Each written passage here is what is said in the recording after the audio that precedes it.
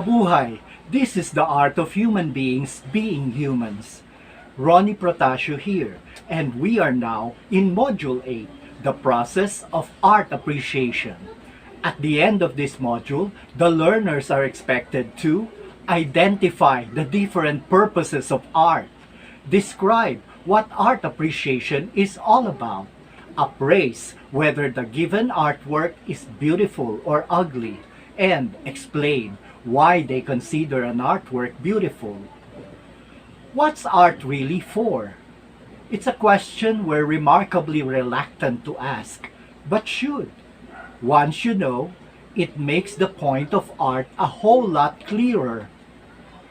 The YouTube video, What is Art For? Alain de Botton's animated guide, identifies 5 things that art might be able to do for us.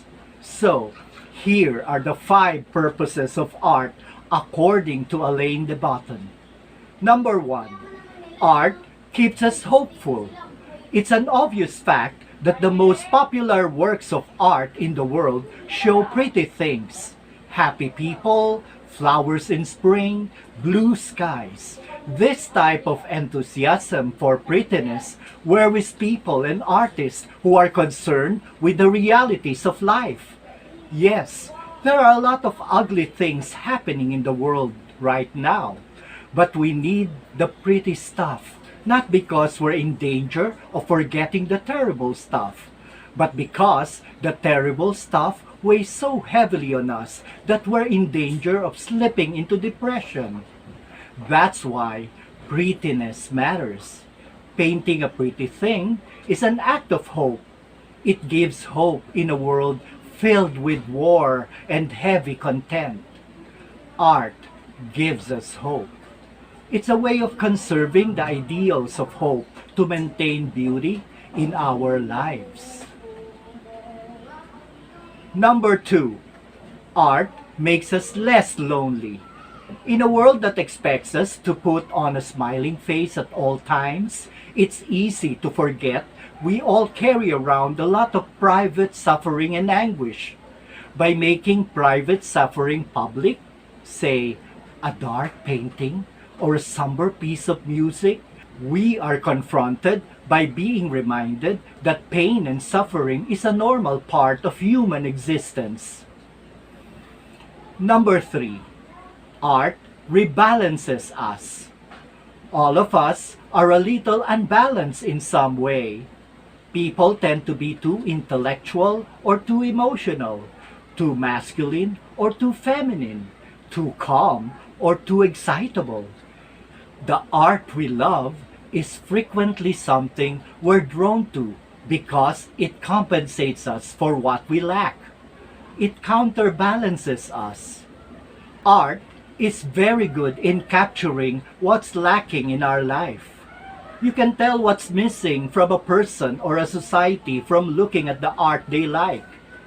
It's in the power of art to help us be more rounded, more balanced, and saner. Number 4. Art helps us appreciate stuff. In a world gone mad by celebrity and hype, art reminds us to take notice at the things that really do matter. That is, the ordinary things around us. Dürer could get us to look at a few blades of grass in a new light. Van Gogh reminds us that oranges are worth paying attention to. Amorsolo emphasizes the simple life in the fields. Art returns glamour to its rightful place, highlighting what is genuinely worth appreciating. Lastly, number 5. Art is a propaganda for what really matters. One way to see art is that it is a sort of a propaganda, in a sense that it can be a tool that motivates and energizes you for a cause. It might be a propaganda about a simple life, or about the need to broaden one's horizons, or about a more playful, tender approach to life. We should relax around art, as we already do with music. and learn to use it for what it's really meant for, as a constant source of support and encouragement for our better selves.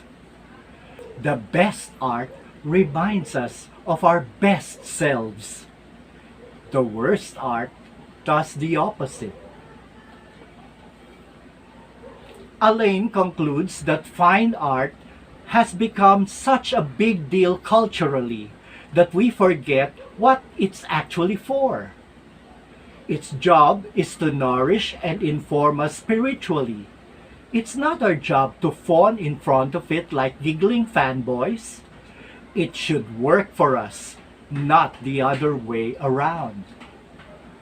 You can watch the YouTube video entitled "What is Art For?" Alain de Botton's animated guide for a deeper understanding of the 5 purposes of art. After this, you can come up with an artwork supporting or explaining one purpose of art of your choice. Give your artwork a title and submit it in our Edmodo assignment page. Now, let's talk about art appreciation. In appreciating art, you need a person acting as a spectator or viewer of the art. And of course, you need an artwork as object of the spectator. Appreciation of the visual arts goes beyond staring at a painting hanging on the wall of a museum. Remember, art is in everything and everywhere you look. Opening your eyes to the world of art is essential in understanding the world around you. Art is more than pretentious museums. Only a few enter and comprehend. Instead, art appreciation is gaining the knowledge to understand art, acquire the art methods and materials to discuss art verbally or by written word, ability to identify the movements from ancient cultures to today's contemporary art.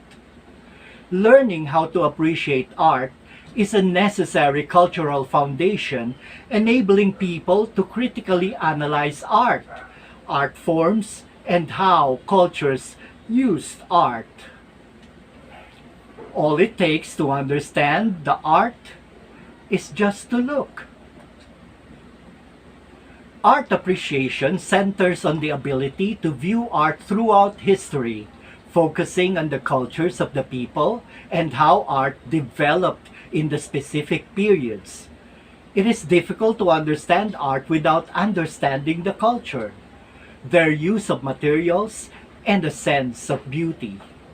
Art is conveyed by the simple act of creating art for art's sake. Every person is born with the innate desire to create art. And similar to other professions, training is essential in honing skills to produce art. Art education broadens a person's comprehension, development, and visions of art. Art brings an understanding of diversity, how people lived in the past, and connects the issues concerning contemporary life and the art today. Put simply, art appreciation is positive, perceptual, emotional, intellectual response to the beauty of artworks. Let's talk about each keyword one by one. Being positive means that the process of art appreciation can be something that wows us, something that amazes the spectator of art.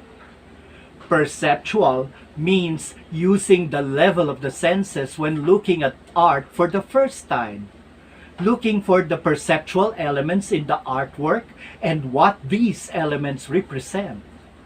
Emotional leads us to the level of the will, where the spectator tries to extract what the artwork emotionally suggests. Intellectual brings us to the third level, which is the level of the mind, where the spectator tries to find what the artwork means by looking for ideas, concepts, and symbols that the artwork express. Response 2 encourages communication and reaction from the spectator. These responses can either be in the form of oral or written communication. Beauty refers to something of value and something that delights. Beauty can also be relative, meaning it depends upon the person looking. What may be beautiful for one spectator may not be beautiful for another. That's why we have this famous quote, "Beauty is in the eyes of the beholder." And lastly, when we talk about artworks, we can refer to the fine arts like visual arts, architecture, music, dance, theater, cinema, and literature. We have just done a rundown of the purposes of art and the process of art appreciation. I really hope we can use this in telling whether the artwork is beautiful or not. So, my fellow human beings, that ends our lesson on Module 8, the process of art appreciation. I hope you learned something from this video. See you in the next module. If you find this video useful, please like, subscribe to my YouTube channel, The Art of Human Beings Being Humans, and hit that bell button for more videos. And remember, being humans, we become human beings through the arts. Mabuhay!